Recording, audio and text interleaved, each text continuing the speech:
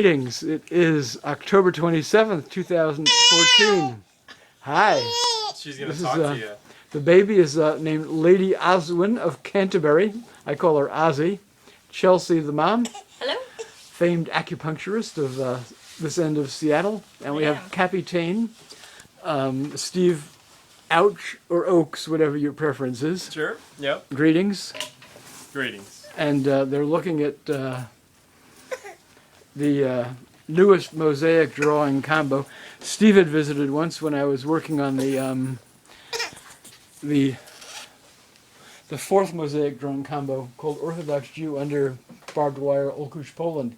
That had the prayer shawls. Remember that? Yeah, I love that piece, and I think we're in a video together on that one. Yeah, yeah. So Chelsea, what do you like about this or not like? It's hard to get criticism. Yeah, well, the first thing I noticed was something that I liked, which is this kind of textures around here, and then this curvy thing, and then it leads the eye up to her face, which is really nice. That's kind of how I felt like I was introduced to the piece. Yeah. Cool. What do you think this is? I haven't had anyone I noticed that, and I thought about what this is, and I wondered if it was maybe like rail spikes from a location where she lived or where she died or something having to do with her history. That would be my... It only symbolically. I used to I lived in the Pike Market for many years. In 1990s I worked in Magnolia. So I commuted by bike, jogging or walking along the waterfront up the Magnolia Bridge, and you had to, at least at the time back then, you had to cross railroad tracks. And I found all these railroad spikes just lying on the ground once. So they've ended up in 3 of the mosaic drawing combos plus another artwork over there. So so it's a symbolic representation of all the people who were deported to concentration death camps and who weren't just Jewish.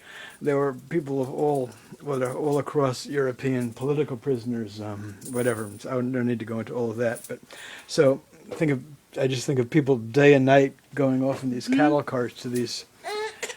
It did make me think of that. Yeah. And did you notice Mickey?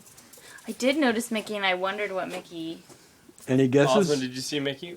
Well, what's the history of Disney? Well, actually, I think I'm trying to remember. I think Mickey Mouse might have been. It was definitely in the Mickey Mouse and Donald Duck were really early in Disney, 1930s. Oh wow! So certainly, wouldn't necessarily have been, let's say, like poor villagers like Jewish shtetls and their Christian counterparts in places like Poland and Ukraine where there's no electricity or whatever. But in cities like Warsaw and a whole lot of other cities, and people would have been very familiar with Disney characters because movies were prevalent, were known all across Europe, at least in city life. So I don't know whether my great-grandmother ever saw a movie. It's certainly possible. She spent I don't know how many years living in this Jewish old folks home in a very large city in northeast Poland. That's possible that they could have brought in a movie projector, and shown movies. So she might have known. What year did she die? Well, she was murdered. Well, the Nazis occupied Poland in 19. Get my history correct here. I think it was late 1940. The war began in late 1939. Certainly by the end of 1944, most Jews in Poland, Ukraine, Russia, Lithuania were already murdered. So she would have been gone probably I'm guessing by 1943. I don't know where she died either. She could have died in the ghetto. She could have been sent to a death camp. Most of the Jews in the city that she lived in were gassed at a Nazi death camp called Treblinka. So she could have died of starvation in the ghetto. She could have been shot in the ghetto. I don't know.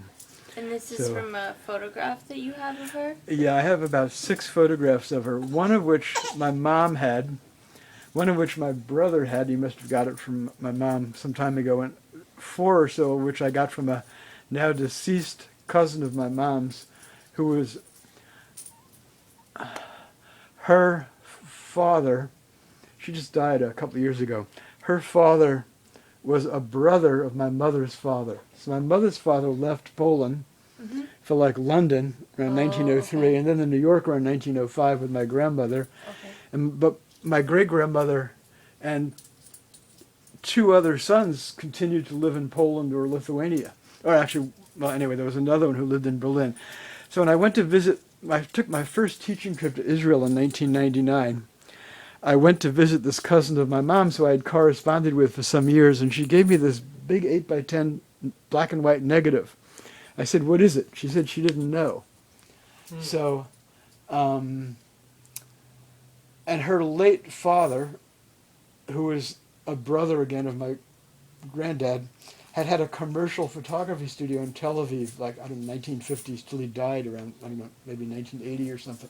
So I took it to a photo lab. There used to be photo labs in the city back then, even just 15 years ago, you know? Yeah. And there were, there's all these people seated, how did I get onto this? It was like men and women seated like in a gymnasium, like on bleachers. It's interesting, you can learn a great deal about history from photos, at least from the time they began, let's say around the pre-Civil War here in this country. You have all these men and women seated together, so you can immediately tell that they were not religious Jews. The men don't have beards, none of them have hats on, they're all seated together. If they had been Orthodox, like religious, observant, they would have been separated. The women would have had scarves on, or head coverings. The men would have had head coverings, and they all would have had all the men would have had beards. So anyway, when I was in Israel the next time, what was it, 2002, I had this 8x11 print. I'm sorry, Ozzy. I'll be done soon. She's just hungry, and she has 2 teeth coming. Okay. I'll try to wrap this up. So I next time I saw my mother's cousin, I said, "Here's the photo from that big negative you gave me. Do you know anybody?" She said, "Oh yeah, there's my father, and there's your great uncle so and so who lived in Berlin." I said, "What happened to him?" And she said he had married a Jewish woman from Lithuania. I'm assuming they were poor because she said they sold clothing out of their apartment. And it wasn't like he had a store or anything. Yeah. And they had 2 children born in 1920s, a boy and a girl, and all of them vanished. Oh no! So I assume during the years of the Third Reich, they were gone. Yeah. So I love it, Akiva. Anyway, I feel like it feels real celebratory. Thanks. Yeah, it made me want to ask you if you know anything about her. Like, do you know what she liked to do? What kind, like something about her personality? I hardly know anything about her. I can say this and almost all the photos I have, she's seated on a hammock strung between 2 trees. Okay. And in one of them, she's like, looks like she's darning socks or sewing or crocheting or something like that. So I know she did sewing. Yeah. I love the work. I feel like it feels real lively, and some of the work that you do feels a little darker. So this feels like there's some real celebration that I feel in it. That fits in with the mission statement of the Under the Wings art series I had for years, which was to a restoration of dignity to the memory of those who were murdered.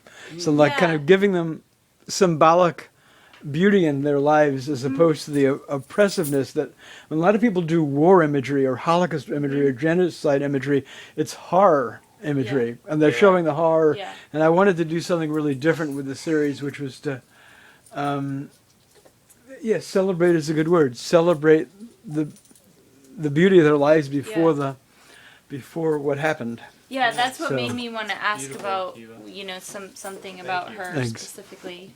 But The only other thing I know about her is that she was very religious, according to my mother's cousin, and she wouldn't eat in the homes of the 2 sons who stayed in Europe beside my grandfather, who she never saw again.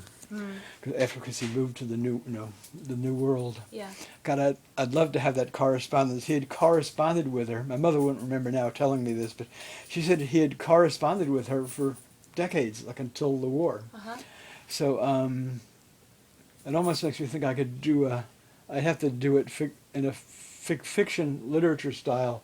I'd love to, since I can't come up with that correspondence, but it's almost perfect for like a novel. Yeah. About him, right? He never saw his mother again, but he corresponded with her from 1903 till probably around 1939 or 40.